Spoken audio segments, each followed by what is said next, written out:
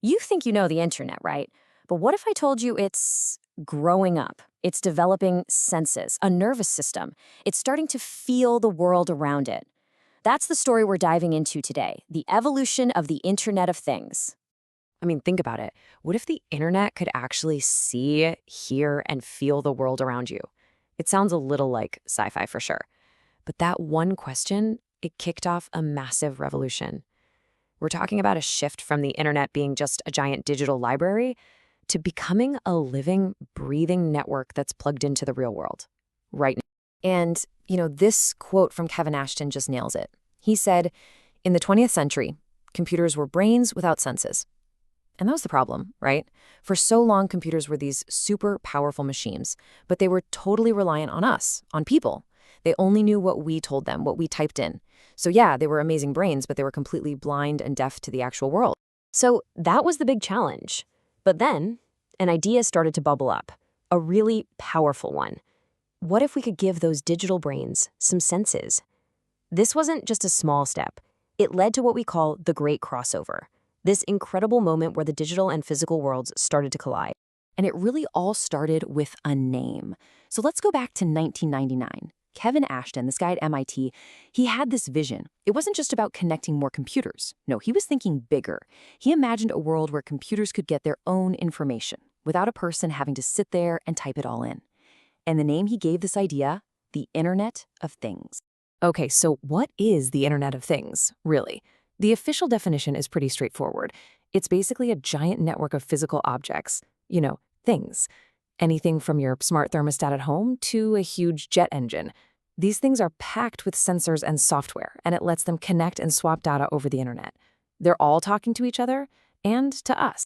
So the name was there, the concept was out in the wild, but the real boom, the moment we can say we truly entered the age of IoT, well, that happened a bit later, between 2008 and 2009. And it wasn't some flashy new gadget that did it. It was something much bigger, a quiet shift that changed everything. Okay, now this chart tells an amazing story. Just look at the numbers. Back in 2003, you got 6.3 billion people on Earth, but only about 500 million connected devices. Not even one per person. Now, fast forward just a few years to 2010. Suddenly, for the very first time in history, the number of things connected to the internet shot past the number of people. That was it. That was the tipping. And here's the magic number, 1.84. By 2010, that's how many connected devices existed for every single man, woman, and child on the planet. Think about that. The internet wasn't just for us anymore. It had officially become a network for things, too. Now, this didn't just happen out of the blue. It was actually a totally natural step in the internet's own evolution. You could almost think of it like the internet was growing up. It was hitting a new stage of its life. Seriously, just like a person goes through different stages of life, the internet has too. So IoT isn't some random new thing that just appeared. Nope. It's actually the fourth major phase of the internet's journey, and it's built on top of everything that came before it. And this journey is pretty cool when you break it down. First, back in the mid-90s, the internet basically learned to speak. That was all about email and web browsers, basic connectivity. Then it learned how to work with e-commerce and digital supply chains, the whole networked economy. Next up, it developed a social life thanks to social media, smartphones, and the cloud. And that brings us to today. The fourth phase, it's finally gaining its senses, learning to actually feel and interact with the world around it. And look, this isn't just about our smart homes or fitness trackers. This same evolution is happening in the industrial world, and it's a huge deal. It's sparking what we call Industry 4.0. It's like industry itself is getting a nervous system. I mean, just think about the industrial revolutions. We had Industry 1.0 that was all about steam power, game changer. Then Industry 2.0 brought us electricity and mass production lines, totally changed society. Then came Industry 3.0 with computers and the first wave of automation. Every single one of these was a massive leap forward. And that brings us right up to today, to Industry 4.0. And guess what's at the heart of it? The Internet of Things. We're talking about factories where sensors are everywhere. It's not just about a robot doing one job anymore.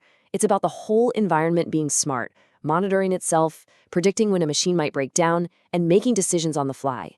The factory literally has grown senses. Okay, so we've covered the history, we've seen how it's evolved, but what's the point? Right now, what is the fundamental goal of IoT? What is it all for? It really comes down to one simple but massive mission: to connect the unconnected. That's it.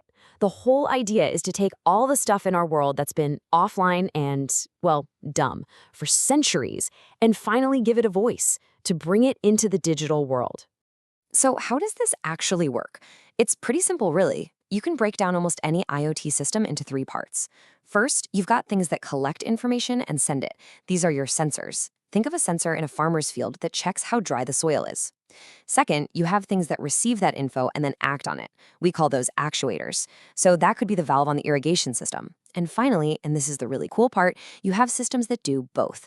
The soil sensor talks directly to the irrigation valve and says, "Hey, I'm dry," and the valve turns on the water, all by itself. The farmer doesn't have to do a thing.